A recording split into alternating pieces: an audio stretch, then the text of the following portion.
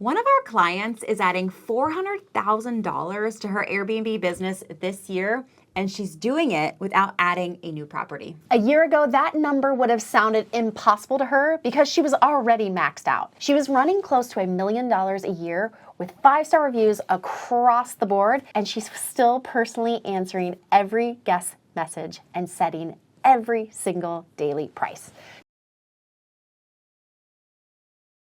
So where does $400K in new revenue come from when you're not adding properties and you're already working at your limit? Well, for her, it came from letting go. From handing off the exact parts of the business she was convinced only she could do right. Her name is Amy Ruocco. She runs Hosted Guest, a short-term rental property management company in Cape Cod and on the North Shore of Massachusetts. And since last December, she's been a client inside our coaching program, Strategic Host. Between us, we've been hosting for well over a decade, built a multi-million-dollar portfolio of our own, and the hosts we work with inside of Strategic Host collectively generate over $2 million in monthly bookings. So we've seen a lot of hosts hit that exact ceiling that Amy was stuck under. Today, we're walking through the 3 things that changed for Amy. The pricing mistakes she didn't know she was making, the hire she resisted for years, and what letting go unlocked for her. So if you are running a strong short-term rental business and you've become the bottleneck in it, this is how you can find additional revenue locked inside the properties you already have. When a new host comes into Strategic Host, our coaching program, we look at pricing first, before hiring, before systems, before anything else, because most hosts come to us not feeling like a numbers person, right? They think data and charts and graphs are for someone else, not for them. And once they finally sit down and look at their numbers in a new way, we make it super simple to digest. That's usually the first shift we see in them. Amy had good instincts. She'd been running her business successfully for years, but her instincts told her one thing: whenever bookings look slow, just lower the rate. You know the feeling. Your calendar has some open nights, you're not getting inquiries, and the only lever you think you have is dropping the price to get a booking. Amy did that constantly. And that's what sometimes I was doing, was panic pricing. Oh, I don't have a booking, I'm just going to lower my prices. And that's not really the way to run this business. Inside our coaching program, Strategic Host, we ask every client this one question.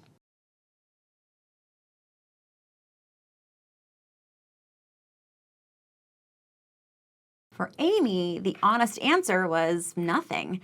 She didn't have another move. And that's really what panic pricing is: a reaction you reach for when there's no strategy underneath it. That question is what started the shift. Once she learned to read her pricing data, instead of just reacting to a quiet calendar, she stopped panicking. Because a quiet calendar can mean 2 very different things. If a listing is getting no attention at all, so no views, no inquiries, nothing, that's usually a demand problem. The guests just aren't shopping yet. Dropping your price won't create demand that just simply isn't there. So the move is to hold your rate and wait it out. But if guests are viewing the listing and not booking, that's a completely different problem. People are interested and something is turning them away.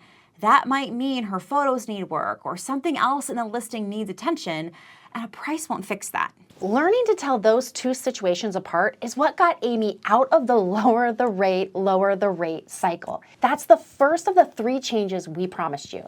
And once pricing stopped eating up her attention, she had room to look at the bigger thing holding her business back. Now that I really fully understand Price Labs, and coming into this, that's really one of my goals, was to fully understand that. Now I don't do that anymore. I use the data to help drive my decisions. So if it doesn't look like there's any activity, any interest, then I know it's nothing to do with us. We just maybe need to wait it out.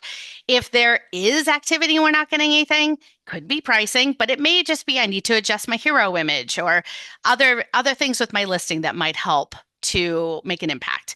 So because of all the tools that Strategic Host have given me, I don't panic now. I'm much more in control of my business and understanding where we're going. Pricing is usually the fast fix. The next thing is the hire Amy resisted for years, literally. And it takes longer because it's not a setting you change, it's a habit you have to break. Amy was growing, but she was also doing everything herself every single day. Guest messages, day-to-day operations, all of it running through her. She knew she'd hit a ceiling, not because the business couldn't grow, but because there was no more of her to give. I was growing, but I was 100% in my business, like constantly doing the day-to-day out there, and I was kind of running myself ragged. And I knew I had to make a change.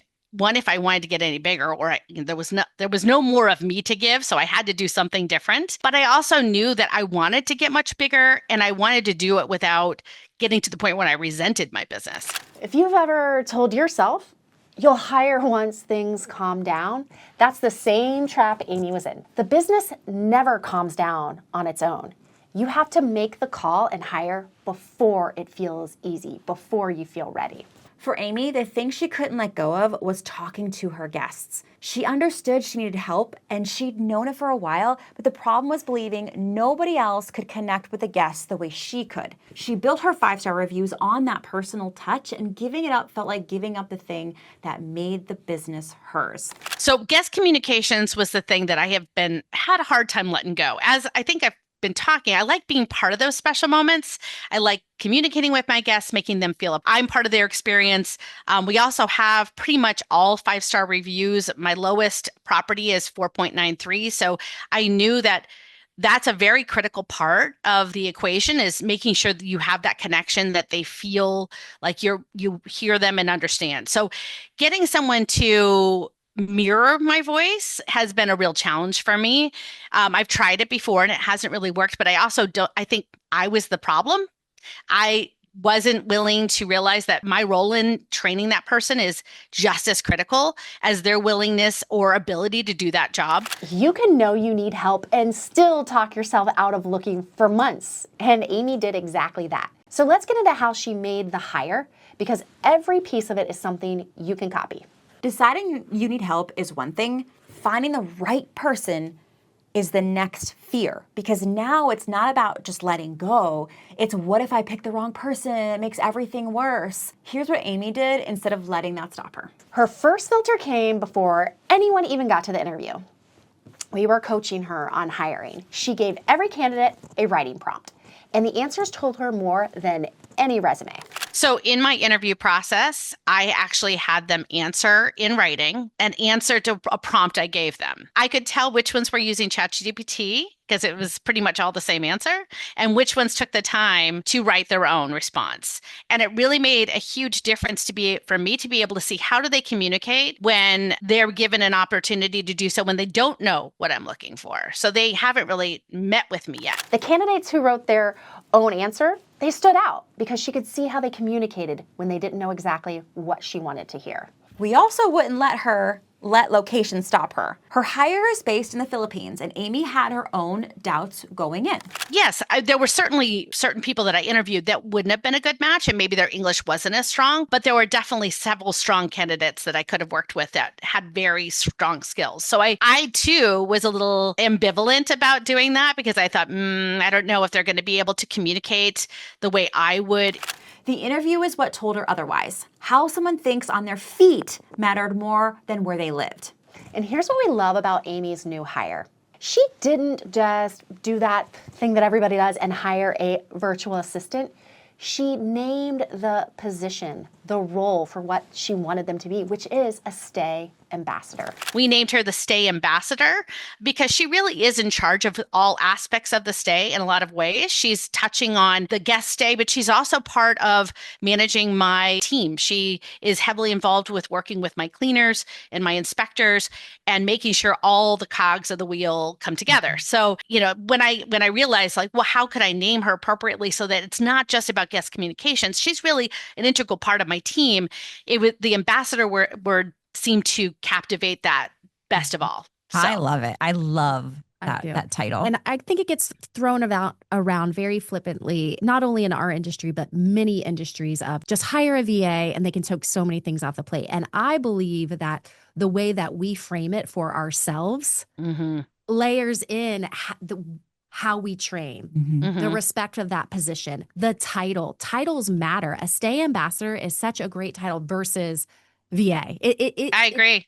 And not only for them, but for you. So you can repeat that the next time you need to hire someone. You could have a multitude, let's say, quote unquote, VAs, but one could be a stay ambassador. One could help you with accounting. But if the way that you title those individual team members, love that you said it too, they are woven into your entire team. Right. And that's what I think you've done, Amy. And I want to guide everybody on this is you are thinking not only this person in this position, but let's say they move on somewhere else. You have the framework, you have the title, you have that position. And it isn't this, all the plates are spinning. I just need to get somebody in the seat. You are really thoughtful about this is a team member I want to have you are operating from the goal of that you will always have that team member and taking the care to hire and train them. The stay ambassador, the job just isn't answering messages. This person manages the cleaners, coordinates the inspections, holds the brand voice, and is part of the whole guest experience from start to finish. The title changes how you train someone and how seriously they take the role. Actually, I remember Amy, we have a private community online, and we were chatting about this, going back and forth, and Amy kept calling her a VA. And I was like, Amy, I want you to practice calling this person by the role that you're going to create for them, because when you start calling her by that role, you're going to hold your shoulders back a certain way, and they'll show up to the interview a certain way. They'll come up to day one a certain way. So a VA, a virtual assistant, feels replaceable. A stay ambassador is someone you build a process around, shadowing Amy directly, a written guide for tone and what phrases to avoid, formal onboarding instead of a quick handoff. And you can use every part of this no matter who you're hiring on your team. The writing prompt that filters out copy and paste answers, a title that matches what the job is, and a training process built around shadowing and a written guide instead of hoping the right person just figures it out. So if you're where Amy was, successful but doing too much yourself to grow further, that's exactly what we work through with every client inside of Strategic Host. Go ahead and take a look at the link in the description to learn more. So that was her hire, and that's change number 2. Now done. Let's talk about where that additional $400,000 comes from. The money didn't show up the day her stay ambassador started. It showed up in what Amy did in the time she got back. With guest messages off of her plate, she had time to go find new property owners. Look at the new opportunities. Even think about building a class or a seminar in her community.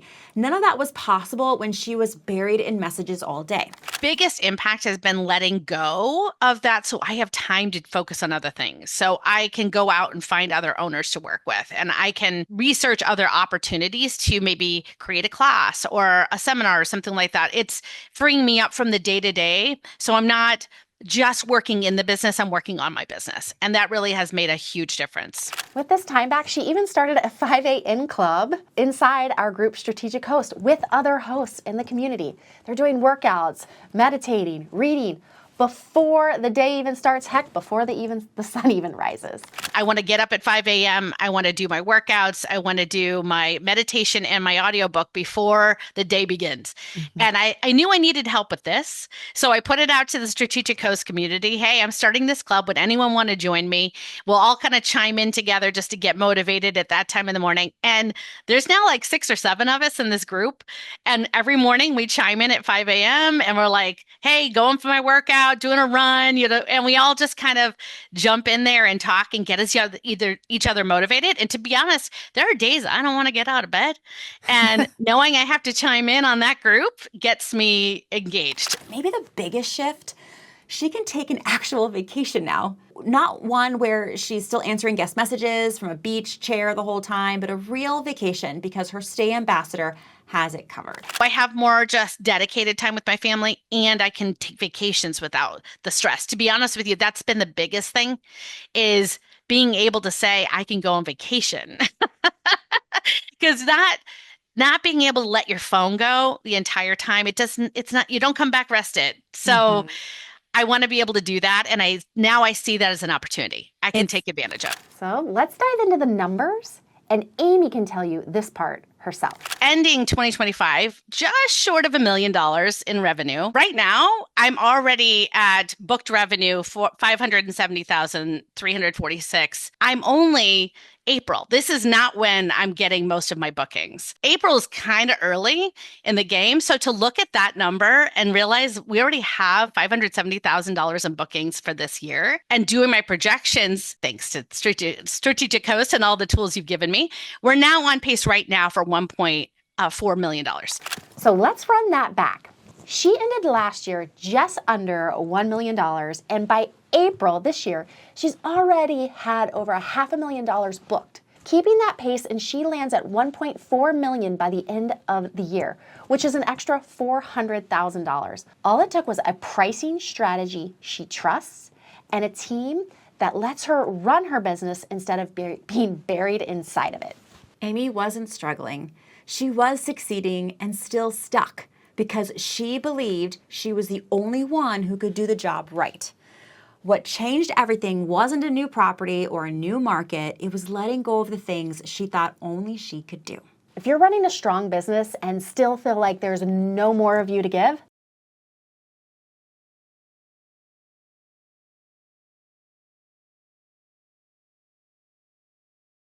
inside of Strategic Host, we help hosts get more nights booked, charge what their property is worth, and stop leaving money on the table. Link in description to learn more.